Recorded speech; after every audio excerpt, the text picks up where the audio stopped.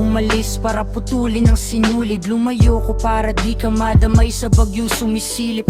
Ako'y naging anino ng sumiklabang umaga. Mas pipiliing ako ang maligaw kaysa ikaw ang mawala. Ako ang ibong lumipad na may sugat sa pakpak. Hindi dahil sawa sa pugad kundi may bagyong papatakong ang katahimikan ay mukhang pagtataksil. Patawad minsan ng pag-ibig ay marunong ding manahimik. Pero paano ang bahay kung walang ilaw na naiwan? Paano ang puso kung liham lang ang pinanghawakan? Hinintay kita sa orasan hanggang kalawang ang segundo, habang ikaw nilakad ang dilim nang ako'y walang bakas sa mundo. Sabi mo'y proteksyon, bakit ako ang nasaktan? Kung ako ang tahanan, bakit ako ang iniwan?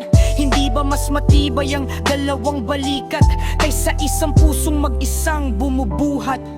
Ang punong may kidlat, hindi umayakap sa damo. Baka pati ugat mo'y matangay sa unos na ito. Hindi kita itinulak, ako lang ang umurong. Para kung ako'y malunod, hindi ka nalulubog. Ang liham ay hindi wakas, isa lang yung panaklong. May mga salitang kailangang tahimik ang tugon. Hindi lahat ng paglisan ay pagsuko sa laban. May paglayong ang dulo'y mas ligtas na tahanan.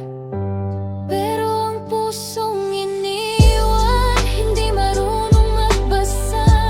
Kahit anong talinghaga, sugat pa rin ang resulta.